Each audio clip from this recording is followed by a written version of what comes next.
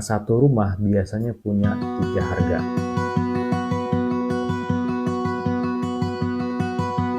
Halo teman-teman semua, salam sehat dan sukses selalu. Balik lagi dengan gua Arizal, agen properti langganan kita. Kali ini gue pengen berbagi informasi dari pengalaman gue sehari-hari jualan perumahan tentang hal-hal apa aja yang harus kita pastiin sewaktu kita jalan-jalan lihat-lihat kalau mau beli rumah. Untuk yang lagi cari rumah pertamanya wajib nonton sampai selesai. Topik ini dipilih dari pengalaman sehari-hari karena ternyata masih banyak orang yang salah menilai kemampuan beli mereka. Kalau melihat berita katadata.id tanggal 4 Oktober 2023, cuma 3% orang beli rumah dengan cara cash. Jadi sisanya itu hampir semua orang beli rumah pakai KPR. Link beritanya ada di deskripsi. Ini sesuai banget dengan yang terjadi di kenyataan. Banyak banget orang yang ngajuin KPR. Nah, kalau kita jalan ke perumahan, pastinya kita tanya-tanya dong ke sales atau marketingnya. Dari mulai spek rumahnya pakai bata merah kah? Ataukah bata ringan, lantainya pakai keramik atau pakai marble, merek-merek sanitarinya pakai apa, rumah ibadah deket nggak, sekolah deket nggak, pasarnya di mana, lain-lain sebagainya, sampai ke nego harga. Tapi sebenarnya apa aja sih yang harus kita pastiin waktu kita mau beli rumah? Nih, gue jelasin ya. Yang pertama adalah pastiin harga rumahnya berapa. Karena satu rumah biasanya punya 3 harga. Satu harga cash, 2 cicilan developer, dan ketiga adalah harga KPR. Untuk harga cash biasanya dia harga yang paling murah. Jadi kita tinggal berani nego berapa, kalau udah deal ya udah bayar selesai. Dan untuk cicilan developer biasanya sedikit lebih tinggi dari harga cash karena ada beberapa biaya tambahan, administrasi dan lain sebagainya. Biasanya cicilan developer harus selesai dibayarkan dalam waktu kurang dari 12 bulan.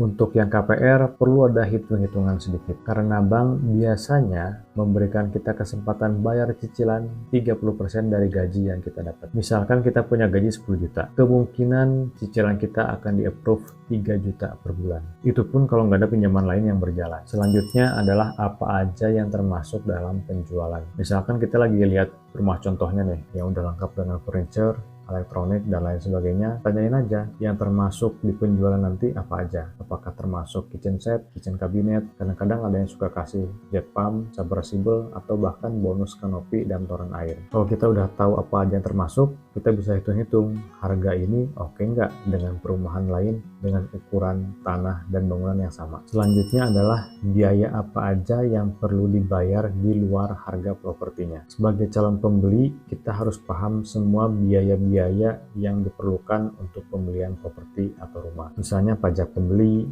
biaya notaris, biaya balik nama, atau apapun itu. Karena harga rumah 1M bukan berarti dengan kita keluar uang 1M semuanya selesai. Tapi ada juga beberapa perumahan yang memang harga jualnya udah termasuk semua biaya tersebut. Ini harus kita pastiin di awal dengan seksama, supaya kita nggak kaget di akhir. Begitu kita deal, ternyata masih ada biaya-biaya lain yang harus kita bayar di luar harga properti. Kalau udah oke dengan harga propertinya, apa aja yang didapat di dalam rumahnya, semua biaya sudah termasuk. Yang terakhir, pasti kita akan nego harga. Misalnya kita beli rumah harga 1M, kita nego 900 juta. Mungkin pihak developernya menyetujui, tapi ternyata di harga 1M ini udah termasuk pajak, biaya notaris, dan lain-lain. Sedangkan harga nego kita yang 900 juta itu nggak termasuk biaya apapun.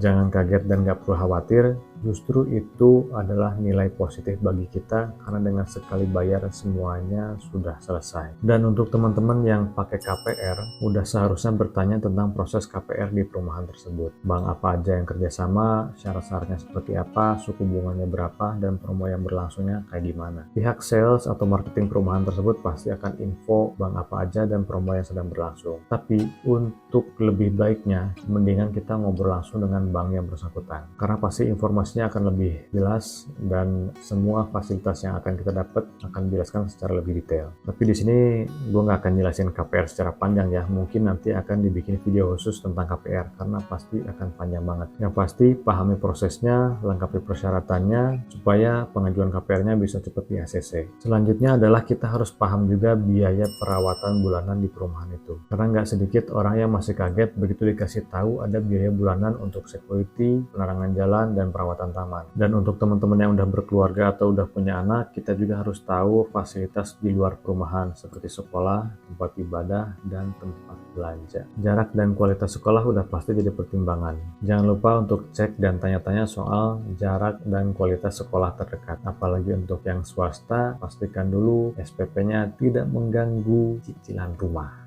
Untuk bapak-bapak, jangan lupa cek juga akses menuju jalan utama, menuju kantor. Untuk yang tiap hari kerja, ini penting banget karena khususnya di kota Bandung udah semua jalanan macet setiap pagi dan sore. Bapak-bapak harus pertimbangkan seperti apa kemacetan di jalanan tersebut dan ada jalan alternatif atau enggak. Siapa tahu kalau lagi macet pakai mobil, kita bisa cepat pakai jalan tikus naik motor. Untuk para ibunya, jangan lupa pasar tradisional atau supermarket terdekat di sebelah mana. Jaraknya berapa lama dan aksesnya seperti apa. Penting juga untuk bapak-bapak perhatikan hal ini karena perut kita taruhannya. Kalau teman-teman masih punya pertanyaan lain yang harus diajukan saat beli rumah, silahkan tulis di kolom komentar. Siapa tahu komentarnya bisa bantu teman-teman lain yang lagi cari rumah sekarang. Untuk yang masih bingung cari rumah di kota Bandung, hubungin aja nomor ini. Ntar gue cariin rumahnya di mana. Kasih tahu aja budget berapa dan area mana carinya. Ntar gue cariin. Kalian cukup duduk manis, tungguin aja. Makasih banget untuk yang udah nonton sampai selesai. Jangan lupa nonton review rumahnya ya.